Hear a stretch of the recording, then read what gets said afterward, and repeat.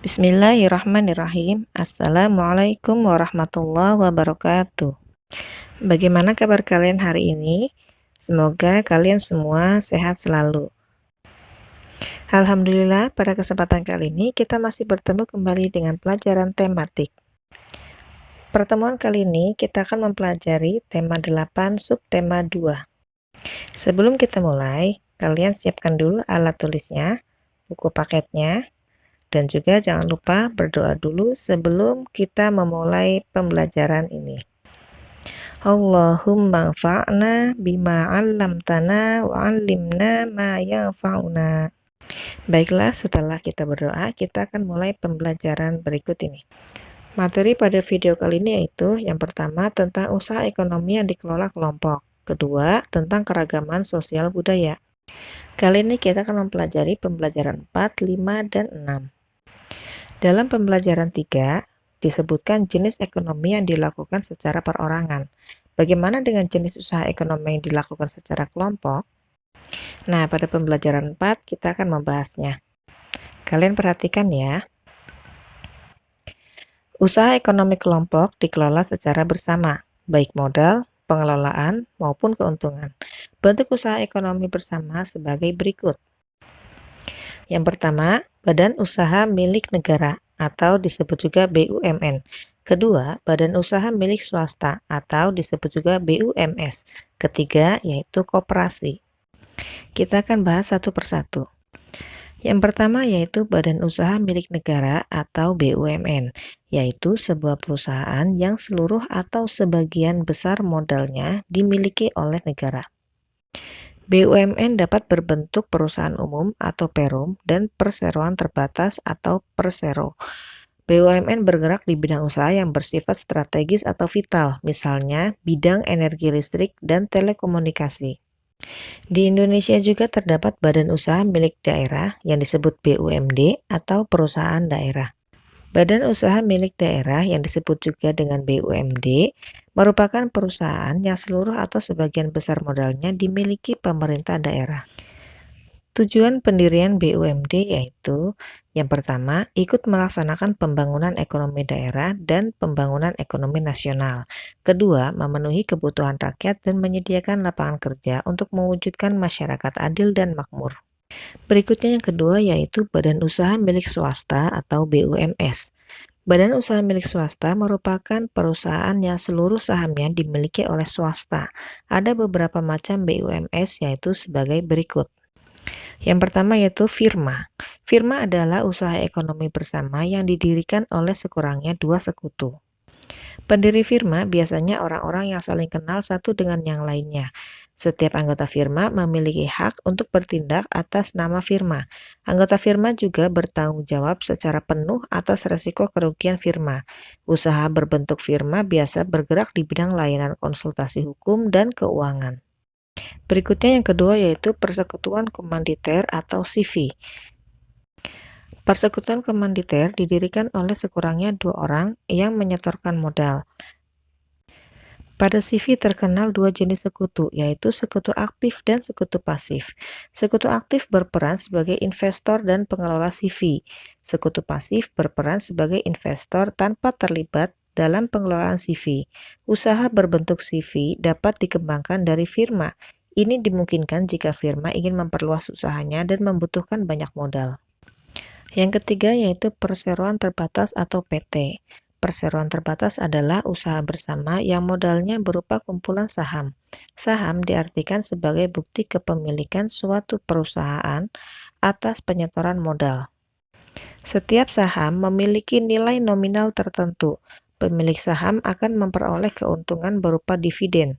Bagi perseroan yang ingin mengembangkan dan memperluas usaha, sahamnya dapat diperdagangkan di pasar modal. Berikutnya yaitu usaha ekonomi yang dikelola kelompok. Yang ketiga yaitu koperasi. Koperasi adalah usaha bersama yang bertujuan untuk menyejahterakan anggotanya. Koperasi sesuai dengan Undang-Undang Dasar tahun 1945, Pasal 33 ayat 1, yaitu bentuk perekonomian disusun atas usaha bersama berdasarkan asas kekeluargaan. Koperasi pertama kali dikembangkan oleh Dr. Andes Muhammad Hatta Atas perannya tersebut, beliau dijuluki sebagai Bapak Koperasi Indonesia. Bentuk-bentuk koperasi yang berkembang di Indonesia yaitu sebagai berikut. Yang pertama, koperasi konsumsi, yaitu koperasi yang menyediakan berbagai barang konsumsi untuk memenuhi kebutuhan sehari-hari. Contohnya beras, gula, minyak, sabun, peralatan rumah tangga, dan barang elektronik. Tujuan koperasi ini adalah memenuhi kebutuhan konsumsi sehari-hari bagi anggota dengan harga dan mutu layak. Kedua, koperasi simpan pinjam, yaitu koperasi yang menyediakan layanan simpan dan pinjam.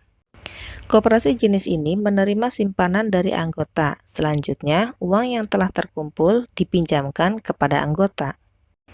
Yang ketiga yaitu koperasi produksi. Koperasi produksi yaitu koperasi yang menyediakan bahan baku produksi dan menyalurkan hasil produksi anggotanya. Koperasi ini biasanya beranggotakan para produsen atau pengusaha, misalnya pengusaha batik, tahu dan tempe, dan sapi perah. Keempat yaitu koperasi jasa. Koperasi jasa yaitu koperasi yang menyediakan layanan atau jasa tertentu bagi anggotanya. Contohnya koperasi angkutan. Kelima, koperasi serba usaha, yaitu koperasi yang mengelola berbagai jenis usaha, misalnya penyediaan barang konsumsi, simpan pinjam, penyediaan bahan baku, dan penyaluran hasil produksi. Contoh dari koperasi serba usaha yaitu koperasi unit desa atau biasa disebut dengan KUD.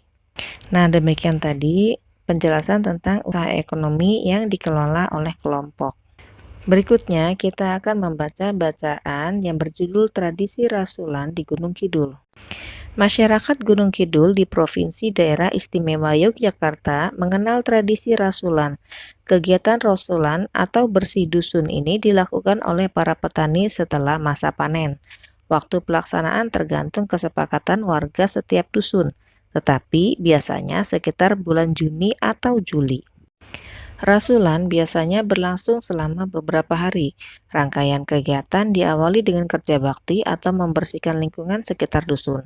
Warga bergotong royong memperbaiki jalan, membuat atau mengecat pagar pekarangan, serta membersihkan makam. Selanjutnya, tradisi rasulan juga disemarakan dengan berbagai rangkaian kegiatan olahraga dan pertunjukan seni budaya. Berbagai tradisi dan atraksi seni budaya pada perayaan rasulan di Gunung Kidul ini berhasil menarik perhatian wisatawan, baik lokal maupun luar negeri. Atraksi seni budaya yang disuguhkan seperti doger, jatilan, wayang kulit, dan reok Ponorogo. Puncak keramaian acara rasulan terjadi saat diselenggarakannya kegiatan kirab. Kirab adalah semacam karnaval atau arak-arakan mengelilingi desa. Dalam acara kirab itu dibawa pula tumpeng dan sajian berupa hasil panen seperti pisang, jagung, padi, sayur mayur, dan hasil panen lainnya. Di akhir kirab, warga melakukan doa bersama di balai dusun. Mereka berdoa memohon ketentraman dan keselamatan seluruh warga. Acara kemudian dilanjutkan dengan kegiatan perebutan tumpeng yang ditunggu-tunggu oleh masyarakat dan wisatawan. Tradisi rasulan merupakan aset budaya yang harus dipertahankan. Tradisi ini melestarikan jiwa kebersamaan dan semangat gotong royong, sehingga keharmonisan masyarakat dapat terjaga. Selain sebagai sarana untuk memupuk semangat kekeluargaan, tradisi ini juga menjadi salah satu wadah untuk melestarikan kesenian daerah Gunung Kidul.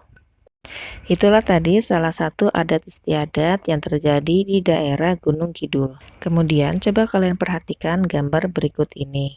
Menunjukkan peristiwa apakah pada gambar tersebut? Ya, betul. Itu adalah peristiwa tanah yang mengalami kekeringan. Pada pelajaran sebelumnya kita telah membahas ini ya. Mengapa terjadi kekeringan?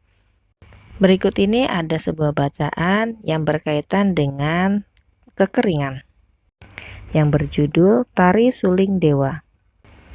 Air merupakan sumber kehidupan. Ketika hujan tidak turun dalam waktu lama, bencana kekeringan dapat melanda suatu daerah. Saat itu banyak kegiatan manusia terganggu karena berkurangnya air bersih akibat kekeringan. Banyak cara dilakukan masyarakat untuk menghadapi bencana kekeringan, misalnya di Desa Bayan, Lombok Utara, Provinsi Nusa Tenggara Barat. Ketika musim kemarau tiba, para tokoh adat atau sesepuh adat Desa Bayan melakukan ritual lewat tarian, yaitu tari suling dewa. Tarian tersebut merupakan sarana permohonan doa kepada Tuhan Yang Maha Kuasa agar hujan segera turun. Hal tersebut tentu tidak dapat dilakukan oleh kita sebagai seorang muslim. Ketika kita mengharapkan hujan, maka kita dapat memohon kepada Allah Subhanahu wa taala dengan melakukan sholat istisqa. Selain tari suling dewa, masih banyak tari daerah lainnya yang berasal dari suku-suku di Indonesia. Kalian dapat melihatnya pada tabel tari daerah di Indonesia berikut ini, atau kalian dapat melihatnya di buku paket pada halaman 88 sampai 89. Demikian penjelasan materi kali ini tentang usaha ekonomi yang dikelola oleh kelompok dan juga tentang keragaman sosial budaya. Banyak sekali keragaman sosial budaya dan adat istiadat di sekitar kalian. Tentu saja tidak semuanya dapat kita ikuti. Yang tidak sesuai dengan syariat Islam tentu harus kita tinggalkan. Tugas pada pertemuan kali ini yaitu diskusikan dengan orang tua kalian tentang salah satu adat istiadat yang kalian atau orang tua kalian ketahui. Sebutkan nama kegiatan tersebut, tata caranya, dan juga tujuan dilaksanakannya kegiatan tersebut. Tugas disetorkan dalam bentuk rekaman audio. Tugas ini Ibu beri waktu 1 minggu dari sekarang. Baiklah, kita akhiri pembelajaran kali ini. Mohon maaf jika ada salah. Sebelumnya, kita tutup dengan doa kafaratul majlis.